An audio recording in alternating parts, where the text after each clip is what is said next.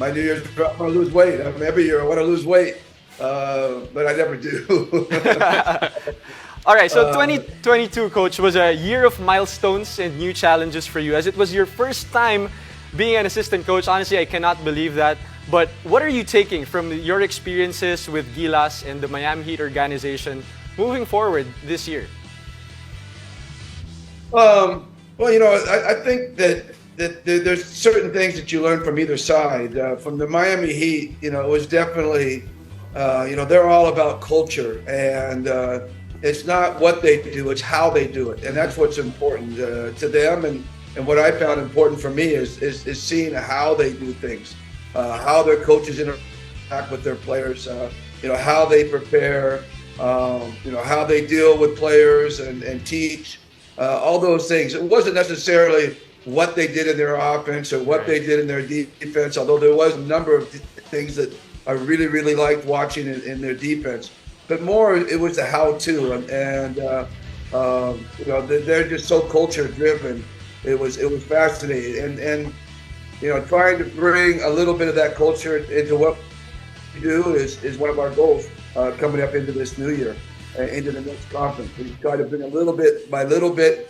Obviously, you don't want to do a full-scale change right away. It would make too hard of adjustment for everybody. So we're bringing it in little by little, and we hope to have at some point some kind of transformation.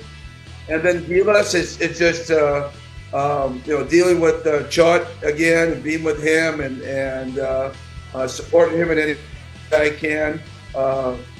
With Pete, it was more of a learning experience. With Gilas, it's more of a support, and trying to just do whatever I can to help in the Gilas program, bring whatever I can. And it's usually just, honestly, I'm just a rah-rah guy. I'm really cheering everybody on, trying to keep everybody up, and trying to keep everybody moving forward.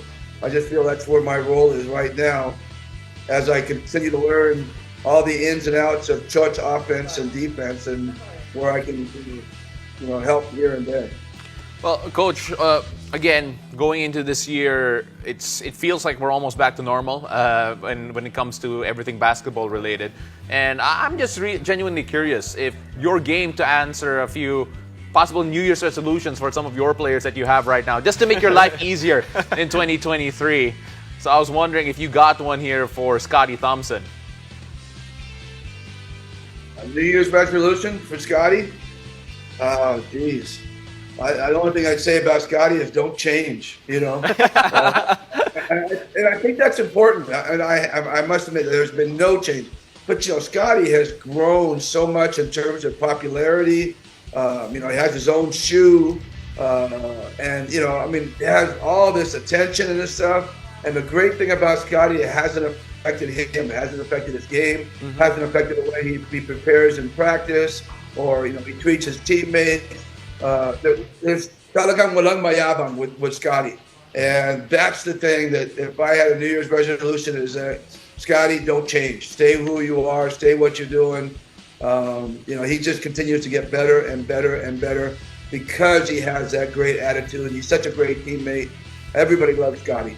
Everybody loves Raymond. Everybody loves Scotty. And talking about being consistent, Coach, how about Justin Brownlee? Any New Year's resolution for him? Stay aggressive. He needs to stay aggressive. He's one of those guys that he gets a little guilty when he gets too dominant. He starts thinking, "Oh, I'm doing too much.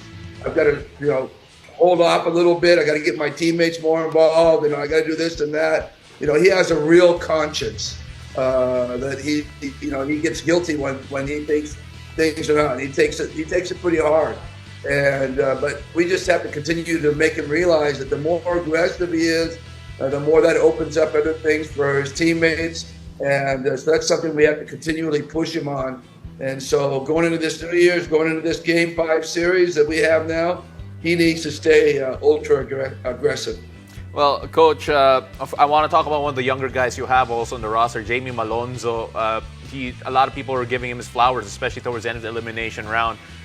What's his ceiling in your mind, especially now you got a chance to work with him up close? Well, I mean, like he's just really, really, truly, and you hear this a lot, but I mean, this is really true for him. He's just scratching, his potential right now. Um, he's got so much more room to grow. He's got so much more room to grow in terms of his own personal skills. He's also got so much more room to grow in terms of understanding the system. I think he can be and probably will be the premier defender in the league at some point. But not only that, he's going to be one of the best offensive players as well. So I think his ability to be a two-way guy and elite on both sides is really exciting. And I think it's just a matter of time and growth. Remember, we've only had him for a conference, not even, so it's and he's done so well. He was in the top 5 of best player of the conference, and so imagine that, just one conference under his belt. Imagine 2 or 3 conferences under his belt. How good he's going to be.